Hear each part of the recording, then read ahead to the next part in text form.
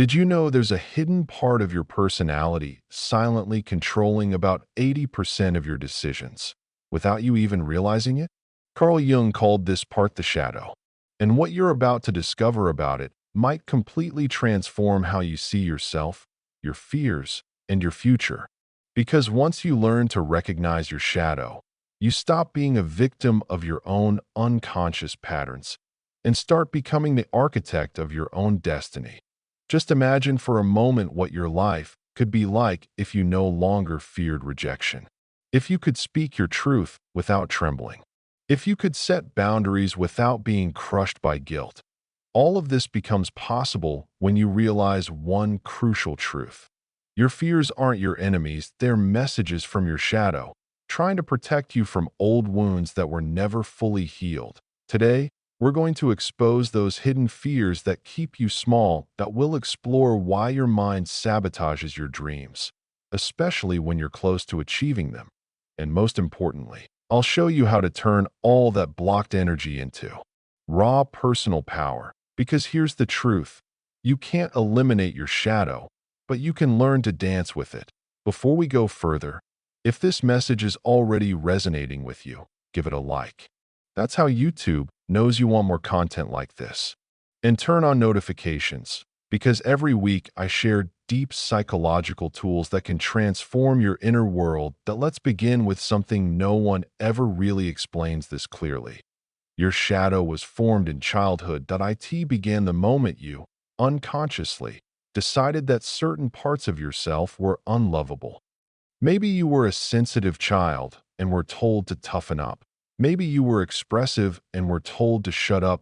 Or curious and labeled as a troublemaker. To survive emotionally. You buried those parts of yourself in what Jung called the personal shadow.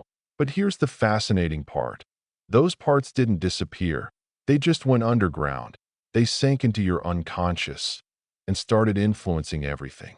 Every decision you make, every relationship you form, every opportunity you turn down out of fear. Ever been on the verge of taking a major step in your life, only to hear a voice inside whisper, "You're not good enough. You'll fail. Better stay where it's safe." That voice, it's not the real you, that's your shadow, acting like an overprotective guardian, trying to keep you in the comfort zone to avoid more pain.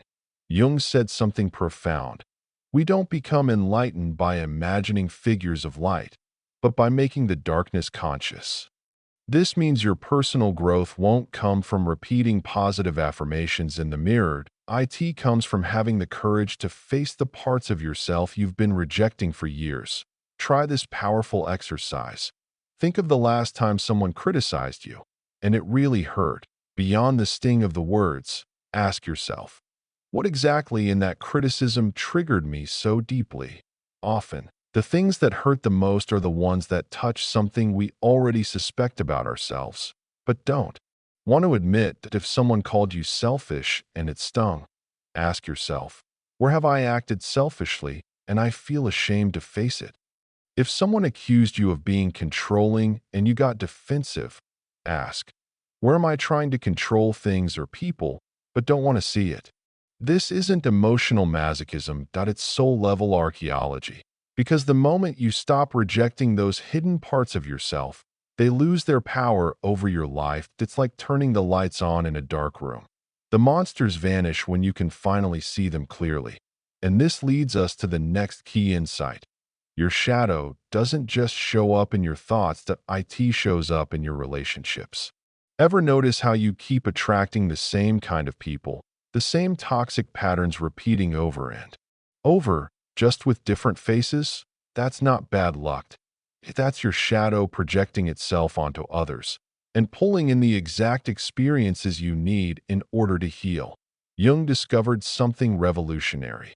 Everything that irritates you about someone else can lead you to a deeper understanding of yourself. In simple terms, the people who annoy you the most are mirrors. They reflect parts of your shadow you haven't accepted yet.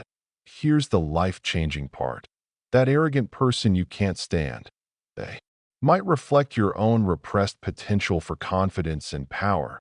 That reckless friend you always criticize might be mirroring your buried desire to live more freely and spontaneously. That manipulative partner you can't seem to leave could be activating your own hidden hunger for control or attention. The magic happens when you stop pointing fingers and start asking, what is this person showing me about myself? This doesn't mean you have to tolerate toxic behavior, but it does mean that every emotional trigger can be a compass, pointing you toward a piece of yourself that needs healing. Take Maria, a 35-year-old woman who constantly attracted emotionally unavailable men. She used to complain, all men are the same. Until one day, she asked herself, where am I emotionally unavailable? She realized she had buried her vulnerability so deeply. She only felt safe with men who could never fully open up. Once she started doing shadow work, facing her fear of real intimacy, those patterns began to dissolve. Not because she changed her dating strategy, but because she changed her emotional frequency. Here's a transformational exercise. Make a list of the 3 people who irritate you most right now.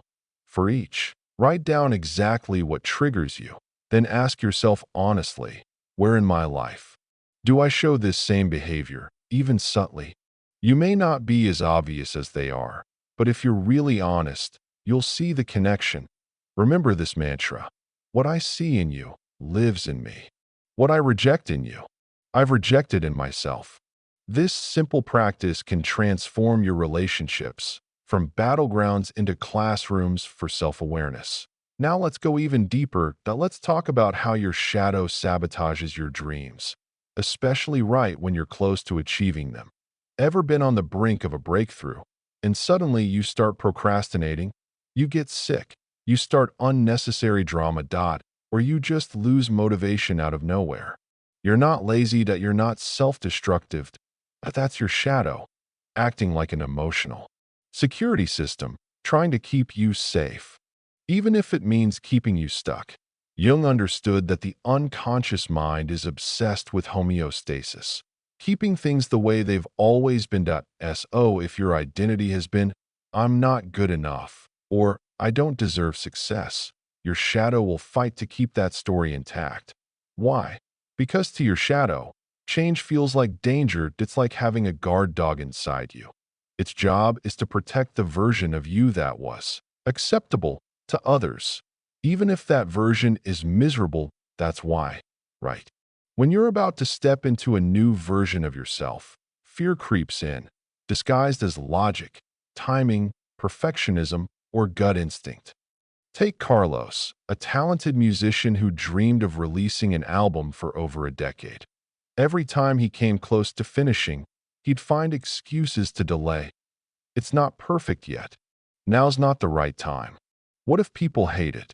What Carlos didn't realize is that his shadow had linked success with becoming arrogant, just like his father, whom he had vowed never to resemble. Only when Carlos realized he could succeed without becoming his father, when he accepted that he could shine and stay humble, did things begin to shift.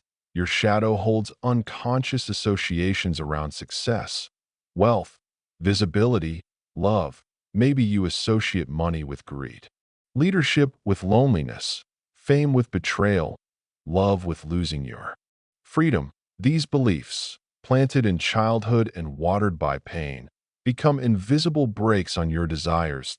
Here's a powerful technique to reveal them. Complete these phrases without overthinking. If I had a lot of money, I'd have to. If I were truly successful, people would think I'm. If I found real love, I'd lose my. If I were fully visible, I might. The answers that pop up will expose the limiting beliefs your shadow holds about success and happiness. Now repeat after me. I can be successful and still be kind. I can be wealthy and generous.